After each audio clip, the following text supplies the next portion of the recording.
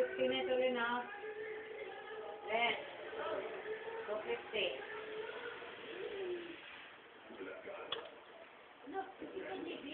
250. Bala, ito sa may ano. Hirap na yung tao. Di ba? Piso na iba eh. Pag may 3 piso na lahat sa akin, mag 3 piso. Eh, ang kuryente. Saan na ka pala kayo mag-dose pag 3 piso na? Ay, mag 250. Eh, gagaya pa kayo doon sa mga yun.